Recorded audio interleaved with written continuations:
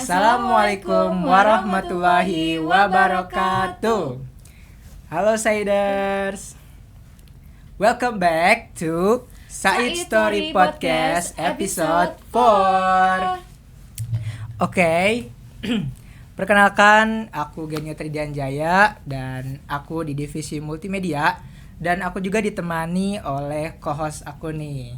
Boleh dong perkenalin dirinya dong. Oke, Kak. Halo semuanya, perkenalkan nama aku Maylin, aku dari divisi art. Wih, keren banget Teh Melin nih. Kelihatannya akhir-akhir ini kayak sibuk banget nih. Kira-kira kesibukannya apa aja tuh? Tentunya dong Kang, karena kan sekarang aku semester 5 gitu ya, semakin akhir semesternya. Nah, terus banyak banget tugas-tugas Kang, mulai dari tugas kelompok, bahkan udah mulai observasi gitu ke sekolah. Betul. Aku juga sih ngerasain kayak Berat banget. berat banget kesibukannya gitu di semester 5 ini tuh. Terus juga semester 6 nanti kan bakal ada KKN gitu ya. Iya, benar. Nah, jadi harus dipersiapin gitu KKN-nya. Nah, aku tuh punya cita-cita nih Teh. Kemana tuh Kang Nah, aku KKN-nya? tuh pengen cita-cita ke luar negeri gitu. Wah, mantep banget. Kira-kira ke negara apa tuh Kak? Aduh, apa ya kira-kira pengen nyobain ke Asia Tengah sih Teh. Apa tuh? Asia Tengahnya negara mana? Negara Kirgistan misalnya. Wah. Ini tuh kayak ini ya, bintang tamu kita kali ini juga pernah loh Kak, betul. KKN ke Kirgistan. Betul. Teh Melin pernah nggak nih ke Kirgistan? Pernah Kak. tapi lewat mimpi sih. Nah, mungkin langsung saja nih kita bakal perkenalin saja langsung narasumber kita yang hebat banget gitu ya, yang inspiratif dan juga kuliah KKN di Kirgistan gitu. Langsung saja kita panggilkan kepada Teh Aisyatur Rahma. Boleh nanti dong Teh untuk perkenalan diri dulu dong. Oke, perkenalkan teman-teman, nama aku Aisyatur Rahma. Tapi biasanya dipanggil Eca kalau di kampus ya, teman-teman kenalnya Eca. Aku mahasiswa semester 7 sekarang. Keren banget. Berarti kita panggil Teh Eca aja kali ya? Teh Eca aja, boleh. biar lebih Boleh, akrab boleh. ya. Boleh nih. Ngomong-ngomong gimana nih kabarnya Teh Eca? Kesibukannya akhir-akhir ini apa sih gitu? Kesibukannya kalau aku pribadi sekarang semester 7 itu lagi PPL ya, teman-teman ya. PPL. Nanti kalian akan ada PPL juga. Aku sekarang kesibukannya lagi PPL sama paling ambil courses aja sih. Coursesnya aku ambil Russian courses, ngelanjutin yang kemarin pas di Kirgis, sama aku les Manahwa berkuda aja udah. Wah, keren mantap banget. Keren banget. Terus setahu aku gitu ya, Teh Eca ini dulu alumni Said gitu, Demi Said. Nah, di Said itu Teh Eca tuh dari divisi apa sih sebelumnya? Aku dulu di Said jadi divisi press. Wah, press. Benar, press. Keren banget, Press keren banget. aku bagian yang Said Big Day, Said Social Media itu. Nah Teh, ngomong-ngomong soal KKN nih, kan kebetulan Teh Eca tuh di Kirgistan gitu ya KKN-nya. Betul. Nah, coba dong Teh diceritain gitu dari awal persiapannya gitu, dari awal banget gitu, biar bisa untuk KKN ke Kirgistan misalnya.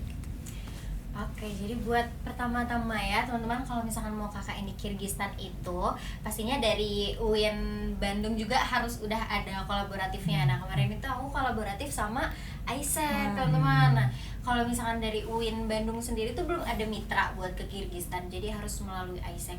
Nah, sebenarnya tuh nggak cuman Kirgistan aja ya, bisa kayak ke Polandia, bisa ke negara mana aja yang ada ISEC-nya gitu.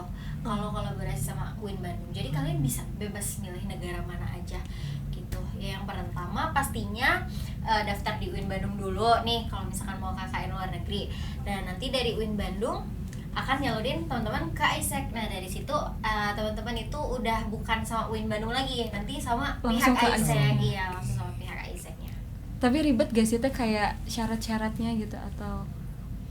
Kayak honestly itu ribet sih ya, itu sebenarnya ribet. Cuma balik lagi sih, ribetnya itu buat kita belajar juga. Karena pertama persiapannya itu dia nanti bakal ada wawancara.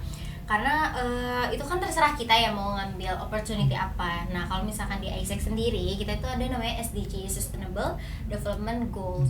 Nah itu tuh misinya dari United Nation. Kalau teman-teman belum tahu, itu tuh ada prosperity, education, youth impact, dan lain-lain kayak eco living kayak gitu. Nah nanti kalian bisa pilih projectnya mau apa. Bisa global classroom. Kalau global classroom berarti dia di education. Kemudian youth impact tuh kayak misalkan teman-teman berpartisipasi apa nih biar berimpact gitu di negara tersebut kayak gitu. Bisa climate change berarti menanam pohon atau lain-lainnya, itu semuanya ada. Nah nanti tahapnya kalau teman-teman udah lihat opportunity-nya, di situ akan ada kayak negara-negara mana aja yang lagi buka opportunity. Kayak misalnya kemarin itu yang di Kyrgyzstan itu mereka buka opportunity di bidang pendidikan yang global classroom.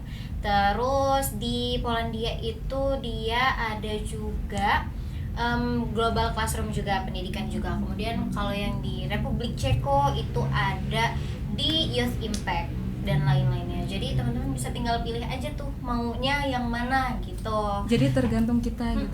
Benar, tergantung kita. Tapi karena emang jurusan kita relate sama pendidikan, education. ya dengan sama education, makanya aku pilihnya yang global classroom. Oke, ngomong-ngomong soal pendidikan ya, Teh. Kan Teh Echa udah ngerasain gitu tentang pendidikan di sana gitu. Terus juga pendidikan di sini. Nah, yang jadi the difference gitu about the Perbedaan antara sistem pendidikan di Indonesia sama di Kyrgyzstan. Gimana tuh Teh kira-kira?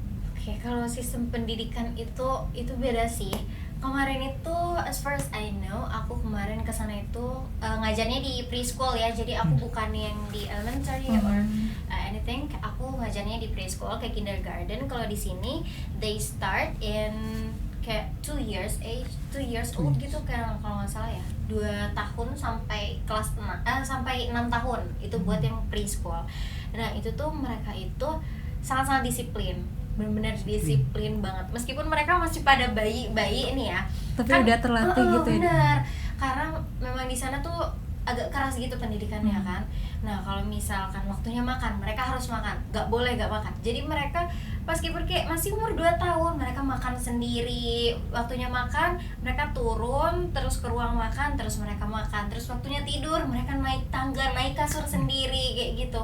Jadi benar-benar disiplin banget, gak ada yang nggak ada yang nangis kayak ya, mereka udah tahu jadwal mereka makan, jadwal mereka belajar, waktunya belajar, disiplin bener-bener ya, belajar gak boleh main gitu. Terus kalau waktunya main, mereka main gitu sih. Kalau misalnya di preschool tuh lebih ngajar apa gitu Teh? Apakah English juga atau lebih ke daily activities mereka ya? Karena kemarin aku tuh di English teaching, jadi aku ngajarnya bahasa Inggris gitu. Iya, tapi karena preschool kan agak lumayan susah dan bahasa pengantarnya pun pakai bahasa Rusia kan. Jadi itu sih yang jadi challenge-nya. Jadi aku emang first thing first belajar bahasa Rusia dulu, terus baru sampein ke mereka kayak gitu. Keren banget. Berarti harus les dulu atau gimana tuh Teh bahasa Rusia? Kalau bahasa Rusia sebenarnya aku nggak les karena dari pihak ISEC nanti aku kalau kalian nanti daftar, jadi di pihak ISEC nanti kalian dapat manajer setelah payment, pastinya ada payment pertamanya gitu. Nah nanti kalian bisa tuh dapat manajer. Nah manajernya itu di negara terkait sama di Indonesia. Nah kalau di negara terkait itu aku difasilitasin sama mereka Russian courses, tapi bukan dari les-les gitu. Jadi memang pihak ISEC aja yang udah ngajarin menyediakan gitu.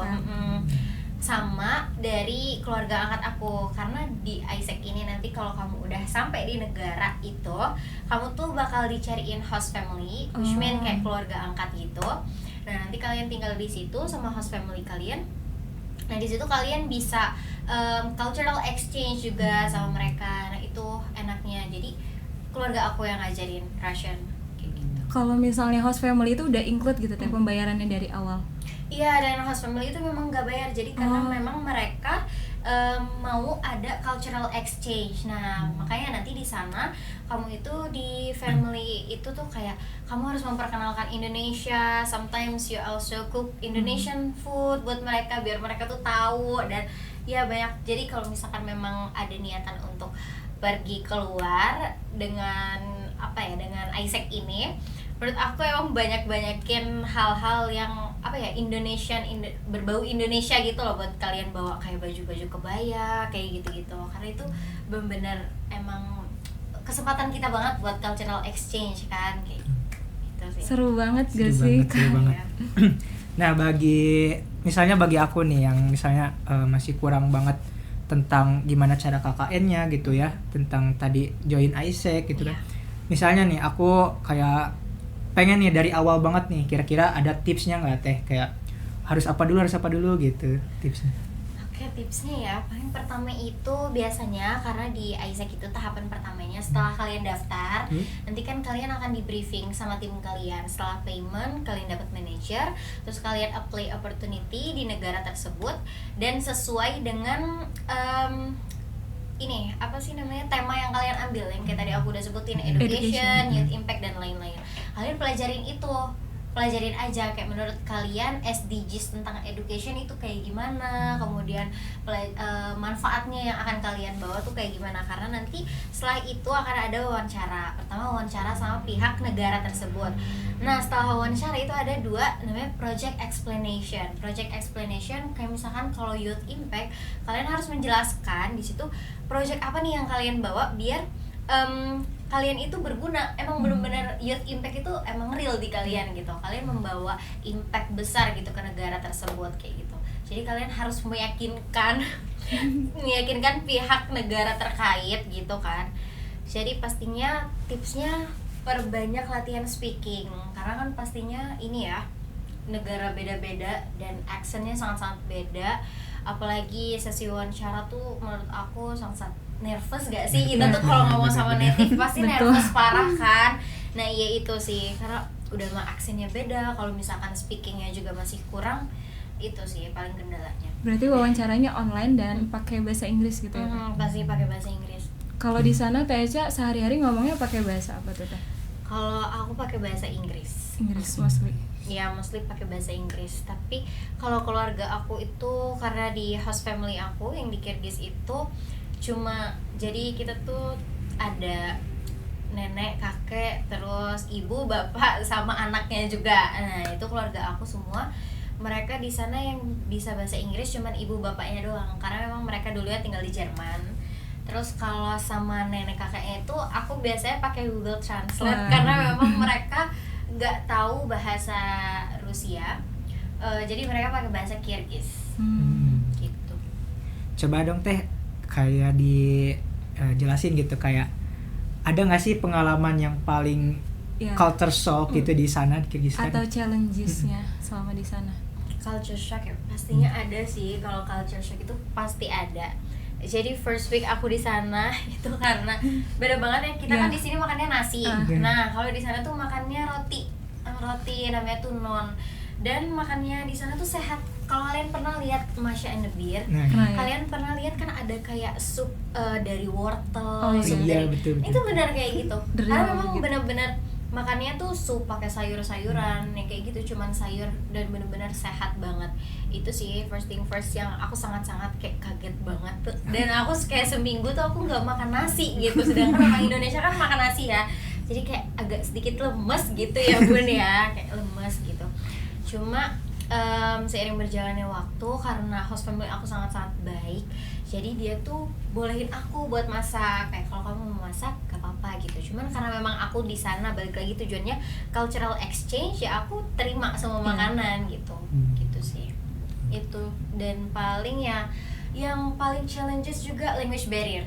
Pastinya language barrier, karena bahasa yang beda, kayak dari guru-guru yang di kindergarten pun gak ada yang bisa bahasa Inggris.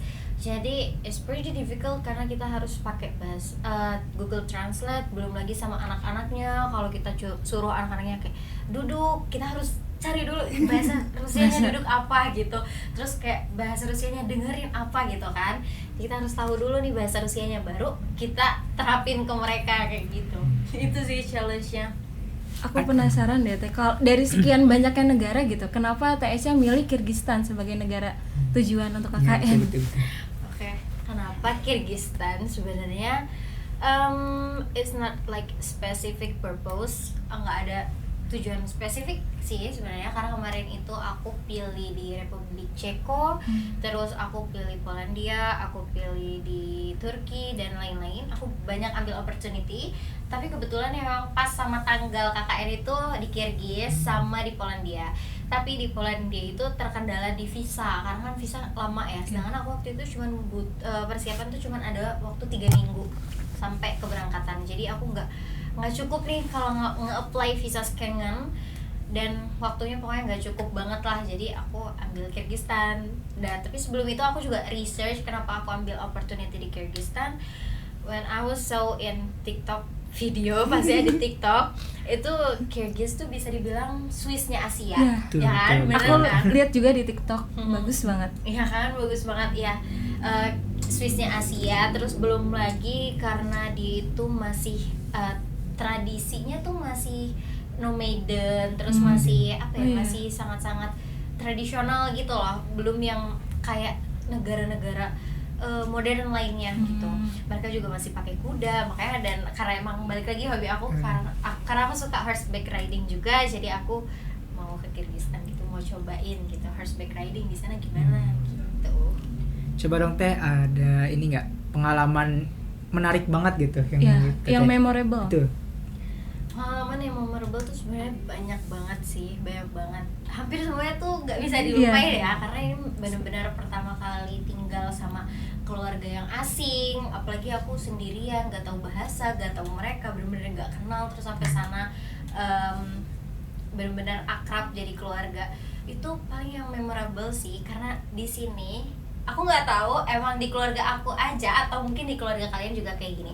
Kalau di keluarga aku tuh kita nggak ada dinner, maksudnya yaudah kita dinner, but kita sendiri-sendiri makan gitu. masing-masing. Masing-masing ya udah kita makan di kamar, makan di mana kayak gitu kan. But in my family we do not do like that, karena kita benar-benar dinner itu masanya kita buat ngobrol seharian, kayak how was your day, hari ini kemana aja, beli apa aja, terus di situ juga pokoknya benar-benar bonding kita di situ tuh benar-benar berasa banget gitu. Itu sih memorable buat aku, karena ya itu aku nggak pernah ngerasain dinner yang bareng-bareng, paling ya kayak kalau ada acara-acara gitu kan ya. Tapi kalau di sana, kalau aku belum pulang main, aku ditungguin, bener-bener ditanyain kamu kapan pulang gitu, dinner was ready, makan malamnya udah siap, kamu pulang karena kita mau dinner gitu. Jadi nggak akan mulai dinner kalau belum lengkap. Jadi gitu, terus kita beres dinner, kita cerita-cerita hari ini kemana aja, terus ya gitu-gitu, beli apa aja, gitu. Itu sih memorable banget. Sama ya pas perpisahan itu perpisahan pasti nggak bisa dilupain ya. Iya benar, sedih banget, karena keluarga aku pun nangis, aku pun nangis. Karena iya benar, kita sama-sama love each other lah, pokoknya benar-benar kuat banget, kayak bukan keluarga angkat sih, itu kayak udah emang keluarga kandung aja gitu. Keren banget. Nah, tadi kan udah soal Kyrgyzstan gitu ya, tadi tentang gimana pengalaman Teh Echa di Kyrgyzstan gitu. Terus juga aku dengar-dengar nih ya Teh, Teh Echa tuh jadi ini lulusan di Mekah betul? Iya, Universitas Mekah. Nah, tuh.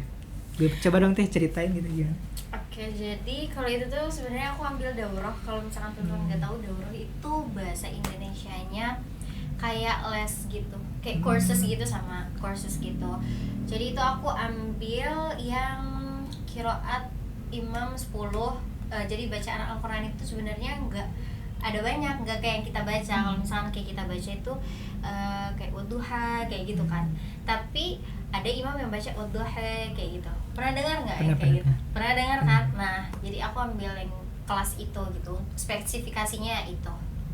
Itu kelasnya online atau gimana? Sebenarnya offline, tapi karena waktu itu tuh pandemik, jadi pulang terus online gitu. Gitu sih. Keren banget ya. Tadi udah di Kyrgyzstan, terus juga ada di Mekah gitu.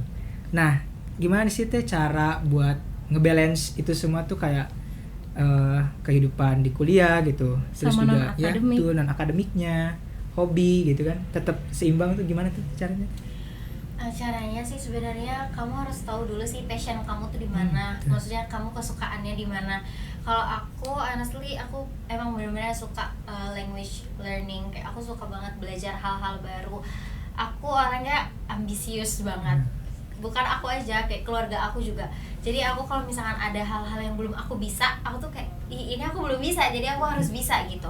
Kalau aku tipikal orang yang kayak gitu. Jadi first thing first, kamu harus tahu kamu tuh minatnya di mana gitu.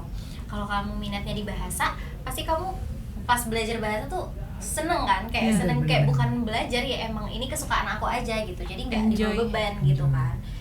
Gitu sih. Terus biar balance ya sama sekarang nih kayak kuliah itu biasanya aku tuh di list gitu.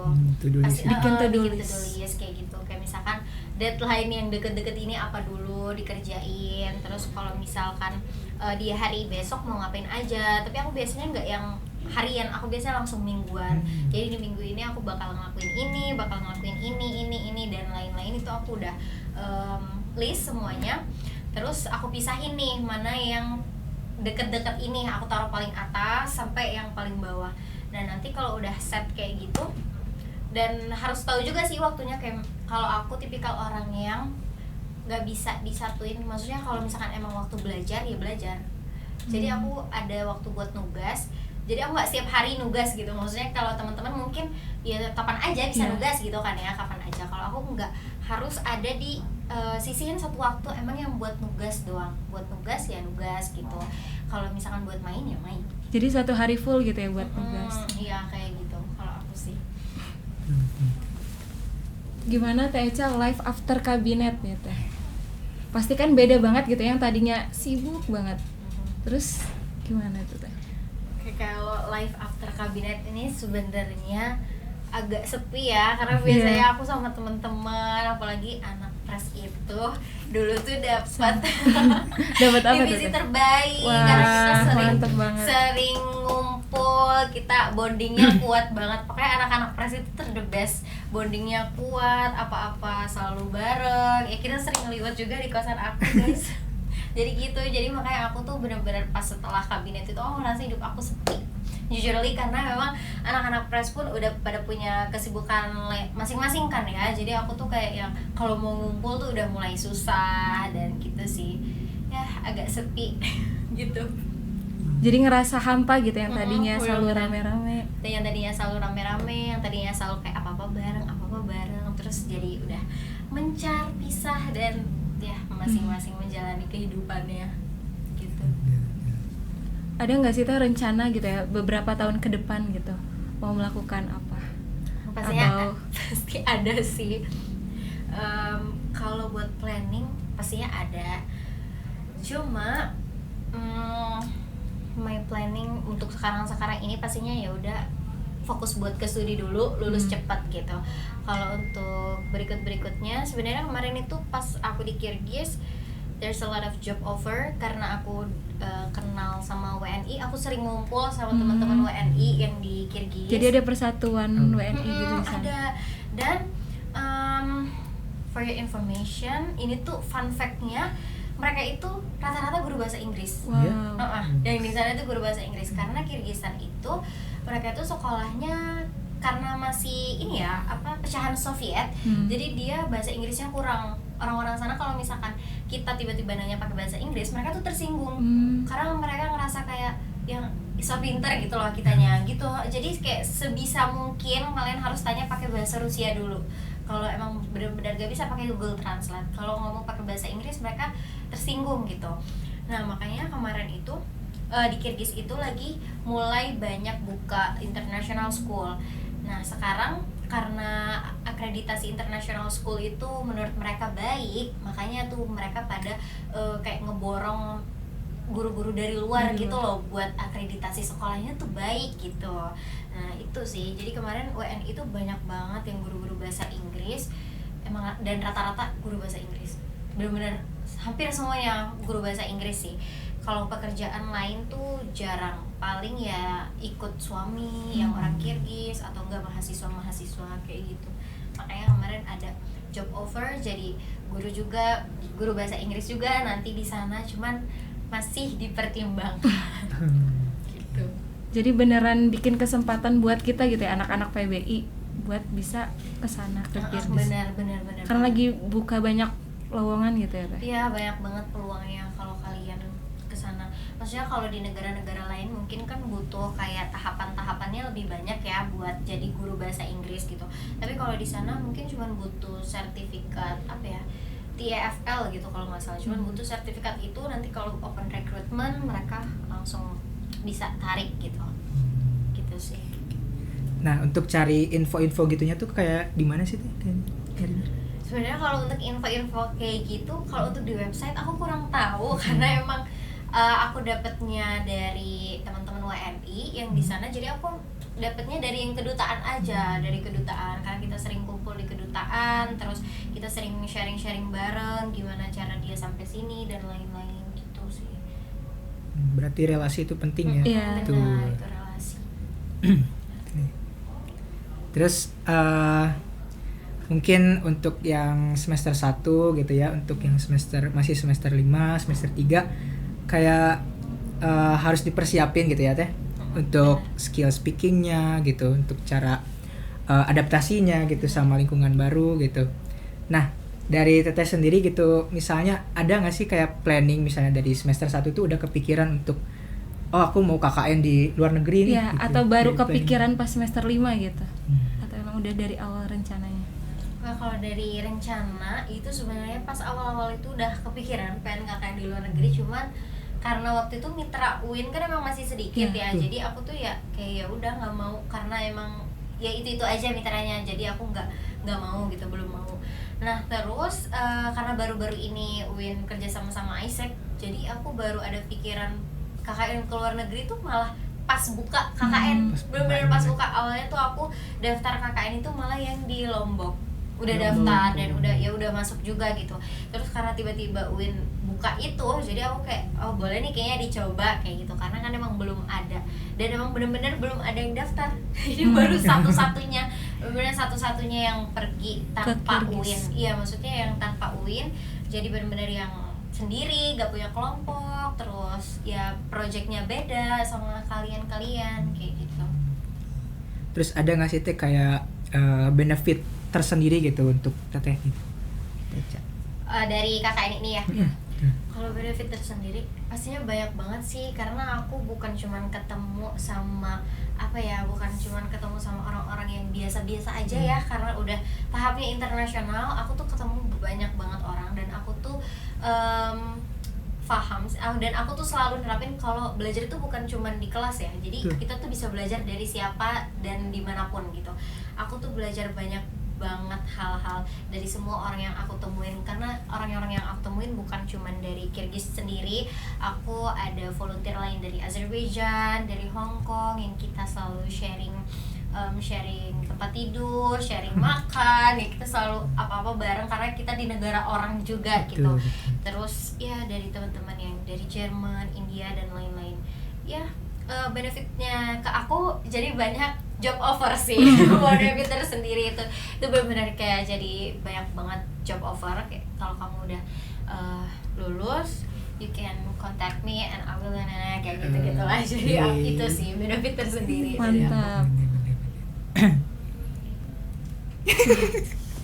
Terus Teh, kalau misalnya di Kirgis tuh apakah Muslim friendly gitu ya? Karena kan kita dari WIN tuh kadang tuh yang ditakutin tuh kalau misalnya keluar negeri tuh takut ada rasisme lah gitu.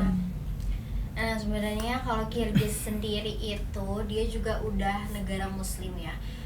Tapi karena memang dia pecahan Soviet, lagi-lagi dia banyak yang komunis dan banyak juga teman-temanku yang ateis dan memang ya kayak gitu sih. Cuma dia di sana Muslim friendly kok, tapi beberapa memang ada yang Islamophobia. Karena baru-baru ini karena pernah aku juga sama temanku di taman, terus kita nawarin makanan gitu, terus kata anak kecilnya aku nggak boleh nerima karena kamu pakai hijab gitu. Tapi nggak semua kayak gitu kok, emang benar-benar semua Muslim friendly menurut aku. Makanan halal juga banyak, cuma paling waktu sholat aja, karena waktu pas kemarin aku kesana itu summer terus udah mau ke autumn, summer autumn. Jadi dia itu di sana karena musim panas, malamnya itu baru gelap jam 9 malam. Sedangkan kalau di kita kan jam 6 udah gelap ya, kalau di sana jam 9. Nah, antara maghrib sama isyanya tuh deket. Jadi benar-benar kayak jam 9 kita sholat maghrib, terus setengah 11 itu udah sholat isya. Sedangkan kita tuh di sana azan tuh jarang, gak kayak kita kan maksudnya azan 5 tuh waktu gitu, 5 waktu. Kalau di sana tuh azan jarang kedengeran karena masjid juga nggak sebanyak itu gitu. Masjid-masjid pun mungkin kalau azan pakai yang speaker dalam itu loh, kayak gitu. Jadi kalau misalkan buat sholat itu ya emang harus di iniin sendiri, di apa namanya, kayak diwaktuin sendiri sama kalian. Kalau enggak ya pasti bakalan lupa. Kelupaan. Karena juga kalau gelap biasanya sih paling yang challenges itu yang waktu maghrib aja sih, karena kan maghribnya di jam 9 dan itu cepet gitu gelapnya. Jadi misalkan terang terus gelap terus tiba-tiba udah isya gitu, ngerti gak sih? Jadi kayak kita nggak kerasa karena kita masih beradaptasi nih sama waktunya. Cuma nanti kalau udah balik lagi ke winter, nanti dia udah balik normal lagi kayak jam 6 kayak gitu lagi gitu sih. Terus aku mau nanya Teh, mungkin dari teman-teman yang nonton gitu ya, penasaran gitu sama biaya hidup di sana. Nah, apakah sama seperti yang di Indonesia atau mungkin lebih mahal? Kalau untuk biaya hidup sebenarnya it depends on yourself, kayak kamu mau spendingnya di mana gitu. Kalau buat aku sendiri, karena kemarin itu ini juga depends on your host family. Kalau misalkan host family kamu nanggung biaya makan dan lain-lain, itu ya berarti good on you. Kalau karena teman aku yang volunteer yang lain itu dia nggak ditanggung sama sekali makannya dan lain-lainnya. Kalau host family aku, karena memang mereka bukan host family lagi, udah keluarga, jadi memang makan mereka selalu nyediain aku makan dan kayak kapanpun aku bisa makan gitu. Jadi sebenarnya spending aku paling di sana untuk jalan-jalan, terus beli-beli barang-barang yang emang aku mau aja gitu. Kalau buat makannya sendiri itu sebenarnya kayaknya sama kayak di mall-mall kok. Pada sekali makan 100.000, 70, di atas 70 pastinya. Atas 70 kalau makan di luar. Jadi masih ini ya, terjangkau gitu, nggak terlalu mahal. Iya, benar-benar. Oke. Menarik banget ya teman-teman ya, untuk cerita inspiratif gitu ya dari Teh Echa tentang perjalanannya di Kirgistan, terus juga dia lulus di Mekah gitu ya, tentang apa tadi Teh? Yang kiroat. Nah, yang kiroat itu lulus, terus juga beliau tuh sangat-sangat inspiratif banget lah untuk misalnya kalian semester 1, semester 3, semester 5 untuk mempersiapkan gitu ya, untuk kalian yang mau KKN di luar negeri misalnya. Nah, boleh nih ditiru untuk cerita inspiratifnya gitu dari Teh Echa. Terus juga ada pesan dan kesan nggak sih Teh untuk yang lain gitu misalnya? Kalau pesan dan kesannya ya, paling aku mah enjoy your moment aja, karena sekarang masih muda, masa-masanya kalian buat explore apa yang kalian belum tahu, apa yang kalian ya penasaran. Pokoknya nggak usah mikir-mikir ke belakang, kayak nggak usah lihat-lihat nanti aku takut gini-gini, nggak, udah pokoknya terabas aja apapun itu kalian udah terabas aja, as long as itu baik menurut kamu, pokoknya kamu jalanin aja dan ya enjoy aja, pasti nanti lama-lama juga ya pasti ada manfaatnya sih gitu. Betul. Dan paling pesannya banyak-banyakin belajar, maksudnya bukan hanya belajar di kelas tapi belajar dari teman-teman, dari orang lain. Pastinya speakingnya juga sih perlu, karena itu yang bakal sangat menunjang ketika kita di luar. Betul banget. So jadi itu teman-teman untuk cerita inspiratifnya, mungkin ini juga bisa sangat bermanfaat gitu ya untuk kalian semua gitu, untuk masyarakat PBI, terus juga untuk general semua mahasiswa gitu ya, bisa meniru gitu ya experience dari Teh Echa gitu. So mungkin kita udah di penghujung acara ya. Ya betul. Aku sangat berterima kasih kepada narasumber, kepada Teh Aisyatur Rahmah yang sudah menyempatkan hadir gitu ya jadi narasumber. Terus juga aku berterima kasih kepada co-host kita Teh Melin gitu ya. Oke, mungkin kita cukupkan saja ya. Oke, mungkin dari kita semua terima kasih untuk yang sudah menonton. Oh, mungkin ada sedikit kata-kata dari Boleh Teh Echa pakai bahasa Russian. Bahasa Rusia apa ya? Aku nggak tahu kalau nggak diajak ngobrol juga. Boleh aku kasih bahasa yang umum aja nih biar kalian bisa kalian ungkapin ya. I love you tuh Kaktibia Lublu. Wih, mantap. Kaktibia Lublu gitu ya. Coba bilang dong Kaktibia Lublu. Ketibia Lublu. Kaktibia Lublu. Ketibia Lublu. Oke. Gitu aja sih. Oke, mungkin akhir kata aku ucapkan terima kasih banyak juga untuk tim dan juga semua yang mendukung kita semua. Akhir kata, wassalamualaikum warahmatullahi wabarakatuh.